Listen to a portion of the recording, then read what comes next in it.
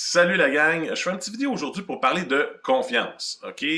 Parce que je réalise que depuis 2 ans, beaucoup de gens comprennent pas que le problème fondamental, c'est un problème de confiance. En tout cas, dans mon cas, surtout par rapport aux procédures ou aux vaccins.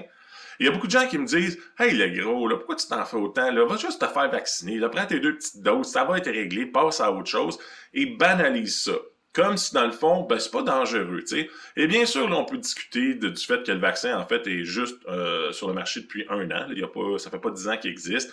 Sur le fait que c'est pas une technologie qui est prouvée. Bon, bref, on peut discuter là-dessus, mais j'aime pas, je trouve cette discussion-là est intéressante, mais je vais aller plus au fond des choses par rapport à la confiance, ok? Puis soit dit en passant, ça se peut que je fasse des analogies. Je fais souvent des analogies pour un peu évoquer un petit peu, pour transposer le questionnement, pour peut-être vous amener à réfléchir justement d'une autre façon, peut-être pour questionner vos valeurs. Donc, je dis pas que je détiens la vérité en passant, là. Je suis jamais en train de dire que je détiens la vérité. Au contraire, j'essaie de vous faire comprendre un point de vue en fonction d'analogie, parce que ça permet de dire, ah, qu'est-ce que je ferais dans telle situation et pourquoi, et donc pourquoi j'applique pas ça dans une autre. Bref. Pourquoi je ne me fais pas vacciner? Ben, parce que le vaccin vient d'une compagnie qui s'appelle Pfizer, qui a eu beaucoup d'amendes, puis en laquelle j'ai pas confiance. Tu sais, j'ai pas confiance. Puis là, il y a quelqu'un qui me dit dernièrement, mais oui, mais tu sais, c'est bon, la chimio, ça m'a sauvé, ou il y a d'autres gens qui me disent, ouais, mais tu sais, tel médicament m'a aidé. Je dis pas le contraire. Mais la différence, c'est que quand vous avez de la chimio, quand vous avez un médicament, c'est votre médecin qui vous le prescrit. Et votre médecin prend le temps de vous écouter. Votre médecin vous connaît. Vous avez un dossier médical. Il regarde, bon, t'es-tu vieux, t'as-tu du diabète? Il fait l'étude de votre personne avant de vous prescrire ou de vous recommander une solution ou un médicament. Donc, c'est pas Pfizer qui vient vous dire fais-toi vacciner. C'est pas le gouvernement qui te dit fais-toi vacciner, c'est ton médecin. Donc, moi, ça, justement, moi, ça me parlerait plus. Si je vais voir mon médecin, puis qu'il me dit, ben, tu sais, j'ai regardé ton dossier en raison de telle cause, telle raison, je te recommande tel médicament. Mais ça passerait déjà plus. Mais imaginez maintenant que je demande à mon médecin, ben, pourquoi? Tu sais, je me sens pas mal. Tu sais, moi, tout va bien, je me sens en santé, il n'y a pas de stress, je connais personne qui est malade autour de moi, je suis pas malade. Pourquoi je devrais prendre X médication? Et que mon médecin me répond, gars, ta gueule, prends-les, moi je te dis que c'est bon pour toi. On s'entend que j'irai chercher une contre-expertise. Je ne ferai pas genre, ah, ben il est médecin, il doit avoir raison, hein, moi je me sens parfaitement bien, mais il me dit que je suis en dépression, fait que je vais prendre des antidépresseurs, il me dit que j'ai un cancer, il me fournit pas de preuves, il me dit ça comme ça en me regardant, tu sais, vite fait, je rentre dans son bureau, t'as le cancer, c'est comme, ah oui, on a-tu fait des tests, ou non, moi je le sais, tu sais. On s'entend qu'il y a personne qui accepterait, ou en tout cas, si vous le faites, vous êtes vraiment confiant au système, mais moi, j'accepterais pas de ça comme ça, de mon médecin, en plus, qui est même pas mon médecin de famille, là. C'est un médecin que je rencontre comme ça, que je connais pas. Salut, tiens, prends ça. Tu sais? Puis je fais une analogie, tu sais, c'est comme... en tout cas, puis j'irai voir un autre médecin pour une contre-expertise, et ainsi de suite. Je fais une analogie, ma voiture va bien, je la rentre au garage pour un changement d'huile, et là, le mécanicien m'appelle, puis c'est comme, garde, ton char, il est fini mur à mur, le muffler est fini, le moteur est fini, la batterie est morte. Là, je suis comme, ben voyons, je vous l'ai amené, il roulait bien, ouais, mais tu sais, ça paraît pas, mais c'est tout fini, tu sais.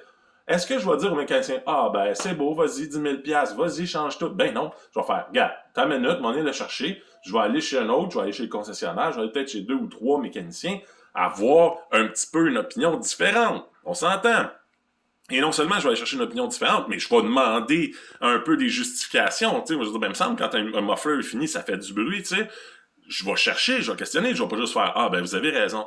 Et donc là, je comprends pas que tout le monde présentement, ou que la grande majorité des gens, sont comme, ouais, mais, tu sais, je n'ai pas de preuve que la pandémie existe tant que ça. Je connais personne qui est décédé de ça, sauf ma grand-mère de 88 ans, Alzheimer. Je connais personne qui s'est fait hospitaliser. J'ai entendu dire des nouvelles que, bon, je connais une fille dans un hôpital, bien sûr qu'elle connaît des gens qui sont malades à travers un hôpital. Et donc, vous n'avez pas de preuves autour de vous que tout ça, c'est une situation si catastrophique. Votre gouvernement ne vous fournit pas de preuves, vous se justifie pas. Les journalistes ne couvrent pas les statistiques, à part vous blaster des statistiques comme ça, vous n'allez pas chercher plus loin. Puis on vous raconte toujours juste un côté de la médaille, tu sais. Puis vous ne posez pas de questions. Puis là, vous venez à banaliser ça pour faire comme, ben, le gouvernement, c'est pas des spécialistes en virologie, les gouvernements, c'est pas des médecins, mais ils m'ont dit de le prendre. Puis je peux juste prendre Pfizer puis Moderna, donc il y a juste 2 solutions qui viennent de grosses compagnies pharmaceutiques, puis eux autres, ils publient pas leurs études, puis il n'y a pas d'information, mais regarde, tout le monde doit être bien intentionné. Je comprends pas qu'est-ce qui est arrivé que tout le monde a confiance comme ça. Tu sais, je veux dire, pas de justification. Puis là, si vous demandez à votre médecin, bien sûr, votre médecin va dire, ben oui, prends-les, c'est mieux de même. Mais encore là, pourquoi moi, mettons, pourquoi, demandez à votre médecin, pourquoi mon enfant de 12 ans aurait besoin de se faire vacciner? Posez-lui la question. Puis la réponse va toujours être la même, bah, c'est mieux de pas prendre de risques. Mais réellement, votre enfant de 12 ans ne court aucun risque de mourir ou d'avoir des répercussions de la COVID. Fait que moi, je trouve juste ça fou. Puis si vous demandez des arguments à votre médecin, il va dire, ouais, mais tu sais, moi, je travaille aux urgences, là, puis il y a plein de gens qui rentrent puis qui meurent.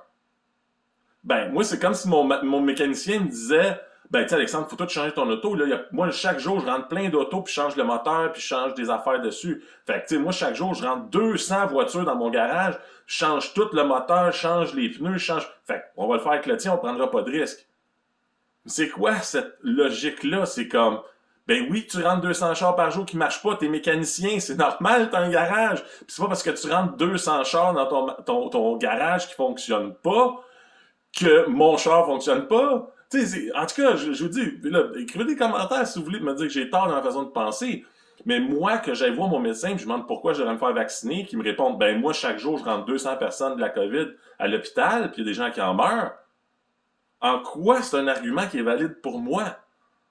Fait que je trouve ça, peut-être que quelque chose que je comprends pas, mais éclairez-moi, sérieux, expliquez-moi. En tout cas, bonne journée.